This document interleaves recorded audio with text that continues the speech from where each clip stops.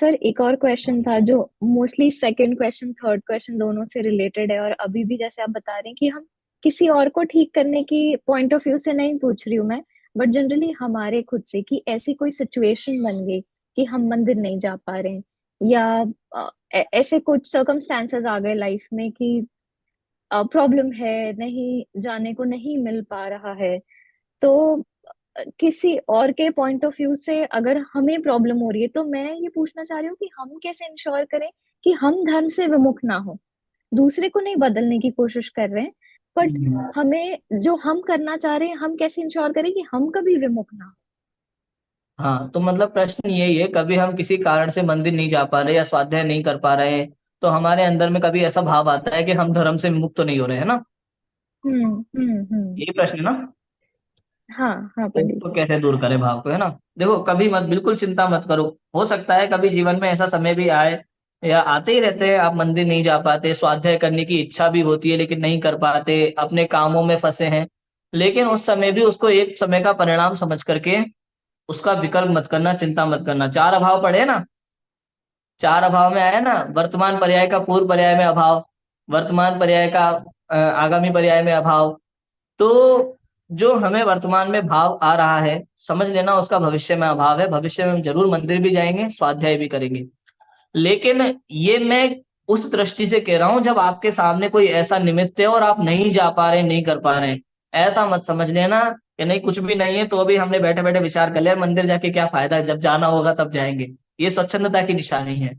ठीक है ना। अगर ऐसा विकल्प आता है तो समझ लेना मैं इस समय स्वच्छंदता की निशानी है, हम स्वच्छंद हो चुके हैं। लेकिन यदि आप मंदिर जा रहे हो, स्वाध्याय कर रहे हो, तत्व चिंतन कर रहे हो, सब कुछ अच्छे से अच्छा कर रहे हो, कभी कोई सामने ऐसा निमित्त बन जाता है कि आप नहीं जा पाते, तो उसका विकल्प मत करना, दुखी मत होना। आप अगले दिन जाना, बैठ करके ऐसे ही चिंतन कर लो। जैसे हम लोग कई बार ट्रेन में होते हैं, मंदिर नहीं जा पाते, तो हम ट्रेन में बैठे बैठे मोबाइल में जिनवाणी निकाल करके हम भाव पूजन कर लेते हैं। आंख बंद करते हैं तो हमें जिन प्रतिमा सामने दिखाई देती है, दिगंबर मुनिराज की छवि हमें सामने दिखाई देती है, तो हम दर्शन कर लेते हैं, भाव पूजन कर लेते हैं। तो उसमें भी कोई दिक्कत नहीं है। आप देखो ना, दिगंबर मुनिराज वनों में होते हैं, उनके लिए जिन दर्शन कंपलसरी नहीं होता। मंदिर अगर रास्ते में हो तो जिन दर्शन किए बिना आगे नहीं बढ़ते, लेकिन उनके लिए जिन दर्शन कंपलसरी नहीं होता मुनिराजों के लिए, क्योंकि वो क्षण क्षण में अंतर्मुख होते हैं, वो आत्म दर्शन करते रहते हैं। तो ये तो पक्का है कि हमें जिन दर्शन तो प्रतिदिन करने ही चाहिए। यदि कोई कारण ऐसा बनता है कि नहीं हो पाते हैं, तो दुखी ना हो, विकल्प ना करो, चिंता ना करो, शोक ना करो, प्रसन्न रहो, अगले दिन मंदिर जाओ।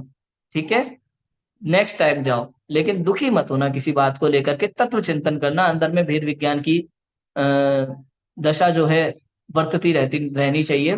निरंतर तत्व चिंतन चलता रहना चाहिए। आप जहां बैठे हो, ट्रेन में बैठे हो, तो वहां भेद विज्ञान की बातें सोचो, तत्व चिंतन सोचो, जो जिनवाणी में पढ़ा है उसके विषय में सोचो, चिंतन करो।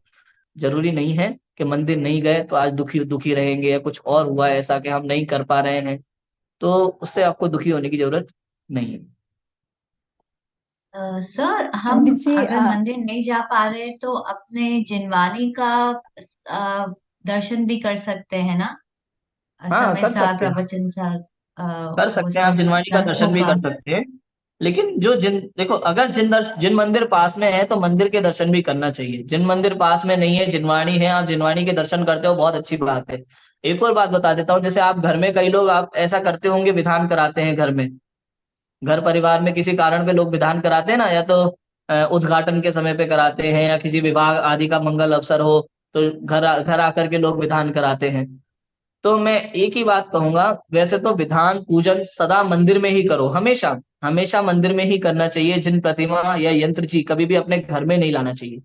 लेकिन कुछ लोग ऐसा कहते नहीं, हमें घर में ही करना है, तो क्या करें, जिनवाणी विराजमान करके भाव पूजन कर लो, भाव विधान कर लो, पाठ कर लो।